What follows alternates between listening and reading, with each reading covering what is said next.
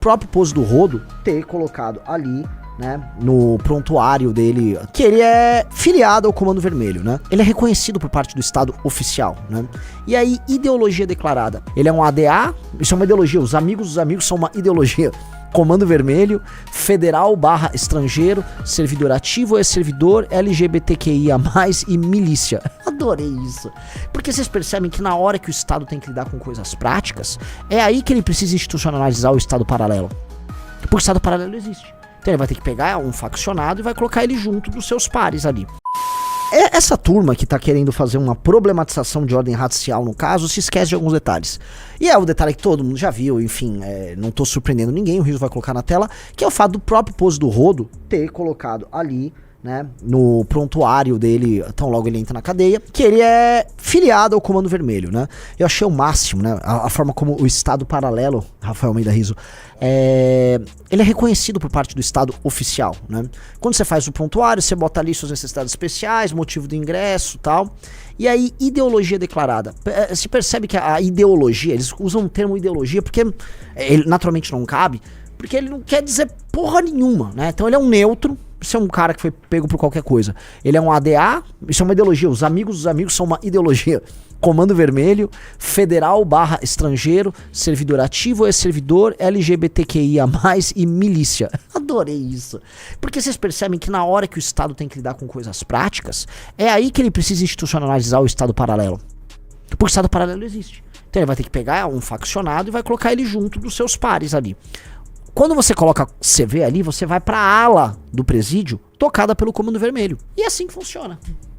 Então ele, né, que vai falar que eu sou só um artista, no fundo, ele vai pro grupo dele, porque ele canta as músicas do grupo dele. Quando ele foi traficante, lembrando do Pouso do Rodo, quando era mais jovem, ele era traficante mesmo. Quando ele era traficante, ele era do Comando Vermelho. Depois ele se tornou cantor, apologista do Comando Vermelho. Então ele nunca saiu do Comando Vermelho, só mudou de função. Aqui ele era traficante e ali ele era um apologista. São duas funções diferentes dentro da mesma estrutura. É igual o Riso, que é memeiro e vice-presidente.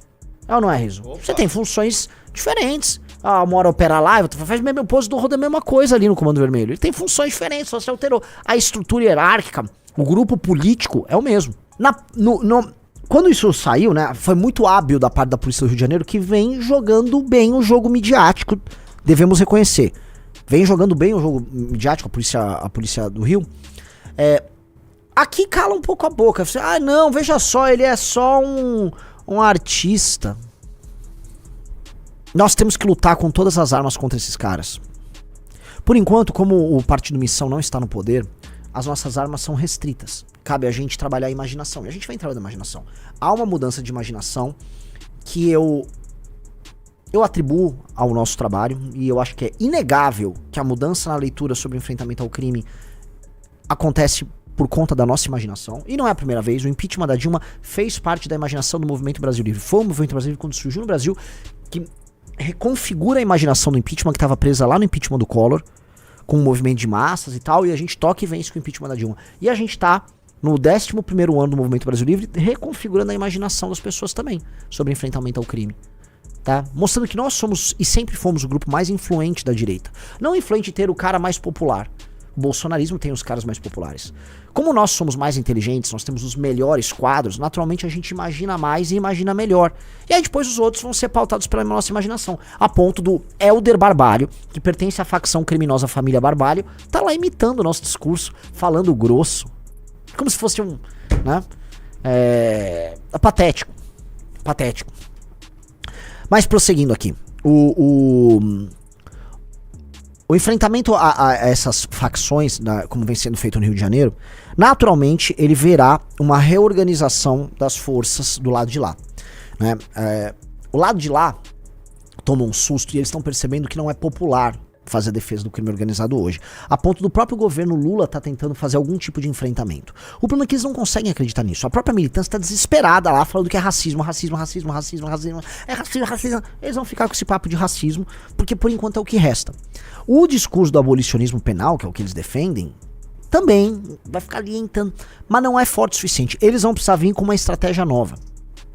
E muitas estratégias podem ser utilizadas por esses caras para poder responder um problema para a sociedade. Uma delas pode ser se apropriar da luta contra o crime. Eles podem tentar se apropriar em algum grau da luta contra o crime, dentro dos termos deles. E a gente vê o governo Lula vira e mexe tentando algo nesse sentido. Não só o governo Lula, mas inclusive a Suprema Corte. O Barroso, né, sempre fala alguma coisa para enfrentar o crime e tal, mas eles têm os limites, né? O Gilmar, como disse, né, não, a Constituição de 88 não permite algo animalesco, absurdo, como o que o Bukele propõe, né? No que eu respondo ao Gilmar, Gilmar, você é o ministro mais inteligente de todos, você sabe que existem instrumentos que permitem que a gente construa algo e teremos que fazer algumas inovações também para enfrentar o crime, tá? Dentre elas a declaração de guerra, né? Porque todos nós entendemos que os faccionados não são brasileiros, tá? Eu sou brasileiro, o Riso é brasileiro, o Aloysio que tá aqui é brasileiro, as pessoas vítimas dos faccionados são brasileiros, mas os faccionados não são brasileiros, eles sequer reconhecem isso, eles reiteradamente enfrentam todas as instâncias do Estado brasileiro, todas as leis do Estado brasileiro, isso mostra que eles não reconhecem a lei e a autoridade do Estado brasileiro, portanto eles são estrangeiros fazendo uma ocupação aqui, e nós temos que destruir esses estrangeiros, certo? Abatê-los. Quando um avião, eu vou falar, quando um avião de traficantes da Colômbia, às vezes entra o espaço aéreo brasileiro, tá? Ali pela região amazônica, toda aquela região ali, vocês sabem que o Brasil abate esses aviões, vocês sabiam disso, né? Então deixa eu falar, estrangeiro sem nacionalidade brasileira entra de maneira ilegal em nosso território, praticando tráfico de drogas, e a reação da aeronáutica brasileira é qual, Rafa Almeida Riso? Plau, é abater. Ora, por que nós não... tá aqui, FAB abate avião venezuelano que invadiu o espaço aéreo brasileiro. Então essa é a reação normal e legítima do Estado brasileiro a um estrangeiro cometendo crimes, violando a nossa integridade territorial. Não é isso que a gente tem que fazer com o faccionado? Ele não é brasileiro, ele tá cometendo crimes, ele tá violando a nossa integridade territorial. É abater e não tem nem conversa. É abater. Esses caras precisam ser abatidos. Nós vamos ter candidato à presidência e candidatos a governador, e esse discurso ele tem que ser bem fundamentado do ponto de vista jurídico, filosófico, do ponto de vista de uma construção que dialogue com o Brasil, mas que aponte um caminho. E se nós elegemos um presidente da República, tem que estar bem claro para os parlamentares que concorreram e para a Suprema Corte, todo mundo, que se vencer, claro, que esse é o desejo do povo brasileiro. E que esse desejo precisa ser respeitado. Respeitado. O povo brasileiro quer guerra. Se eleger o candidato da missão. Se eleger outro candidato, o povo brasileiro não quer guerra. O povo brasileiro quer conversa mole. Que é isso, né?